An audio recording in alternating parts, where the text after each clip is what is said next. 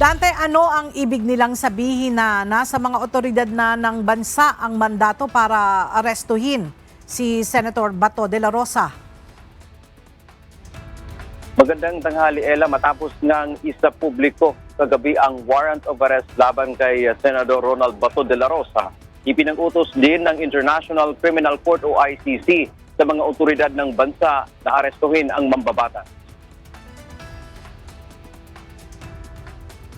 Ayon kay ICC spokesperson Orian Mayay, tungkulin na ng national authorities ng Pilipinas na hulihin at isuko ang senador sa ICC.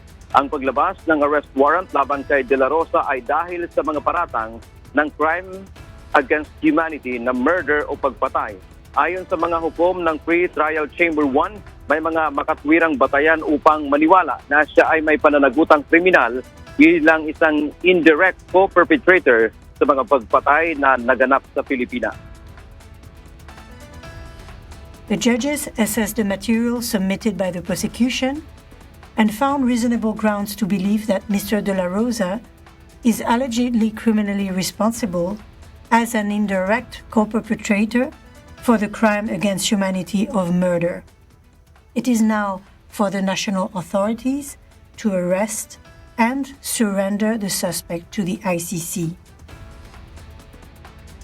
Ang warrant ay inisyu noon pang nakaraang November 2025. Ang mga aligasyon laban kay De La Rosa ay nag-ugat sa kanyang mga naging posisyon sa Philippine National Police at Bureau of Corrections kung saan di umano siya ay naging bahagi ng isang plano na pumatay ng mga pinaghihinalaang kriminal sa pagitan ng 2011 at 2019. Partikular na tinukoy ang panahon mula Hulyo 2016 hanggang Abril 2018 kung saan hindi bababa sa 32 katao ang napaulat na nasawi.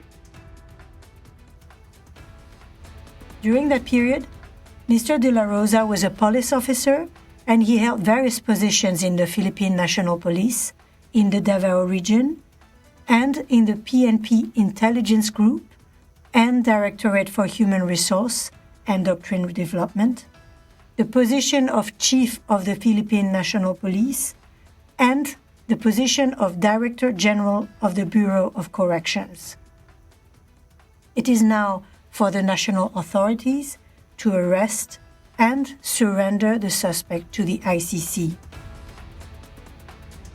Ela, sa pinakabagong social media post ni Senator De La Rosa, patuloy itong nananawagan sa kanyang mga supporter na mag-vigil sa harap ng Senado hanggang lumabas yung desisyon ng Supreme Court doon sa kanilang kaso kung ano ba talaga ang posisyon ng bansa, mayroon bang, o kumbaga, kailangan bang isuko ang isang citizen dito sa Pilipinas kapag mayroon ng arrest warrant ang International Criminal Court o kailangan pa ba itong dumaan sa korte dito sa bansa.